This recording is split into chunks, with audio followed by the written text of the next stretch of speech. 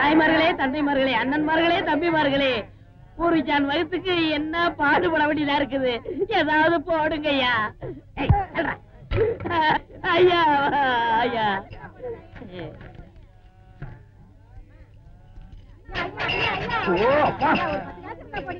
என்னடா இது நாடு? உங்களால யாரும் கோயிலுக்கே வர முடியலடா. வாழ் வாழ் கட்டாதீங்கடா. ஐயா ஐயா, ஏதாவது பிச்சை போடுங்க ஐயா. என்னடா அது? இவ்வளவு ரெண்டு உடம்பு வச்சுட்டு பிச்சை எடுக்கிற உனக்கு வெக்கமா இல்ல? எவனதான் எந்த வியாபாரம் பண்ண விட மாட்டேங்கிறீங்களே.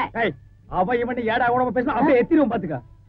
இல்ல டேய், கோவில் தர்மகர்த்தாகிட்ட சொல்லி உன்னை பிச்சை எடுக்க விடாம பண்றேன். இங்க இல்லன்னா நான் பழனிக்கு போறேன். அங்கேயும் தோர்த்தனா? திருப்பதி போறேன். அங்கேயும் தோர்த்தனா? திருப்பதி போறேன். அட அங்கேயும் தோர்த்தனா? அட விடுங்கண்ணே, தமிழ்நாடு இல்லன்னா இமயமலைக்கு போறேன். இந்தியாவில பிச்சை எடுக்க இடம் இல்ல. இந்தியாவில பிச்சை எடுக்கிறதுக்கு தான் இடம். பாரு, ரவுண்டு கட்டி உட்கார்ந்துருக்கீங்களேடா. டேய், ஏற்பது இகழ்ச்சின்னு ஔவையார் சொல்லிருக்காங்க. அதே ஔவையார் தான் ஐயா மட்டும் உண்ணுன்னு சொல்லிருக்காங்க. ஐயோ, பதிலுக்கு பதில் வார்த்தையை கண்டுபிடிச்சிருக்காயா இவன்? பிசினஸ் கிடைக்காது, போங்கண்ணே. டேய், பிசினஸ் ஆடா இது? லட்சக்கணக்கில் முதலீடு போட்டு பிசினஸ் பண்றேன்.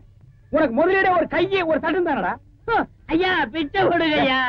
அது எனக்கு தெரியும் ஐயா. ஐயா ஐயா ஐயா ஐயா ஐயா ஐயா, அவனுக்கு பிச்சை போடாதீங்கய்யா. அவன் உடம்பு பாருங்க, காட்டு பண்ணி மாதிரி இருக்கு. அடிச்சு போட்டா 5 ஒரு கறி வரும் ஐயா. இவனையெல்லாம் உழைச்சு சாப்பிட சொல்லுங்க ஐயா. பிச்சை போடுறத கிடைக்காத. நம்ப வச்சிருக்க மண்டை உடைச்சு முடியாது. போயா.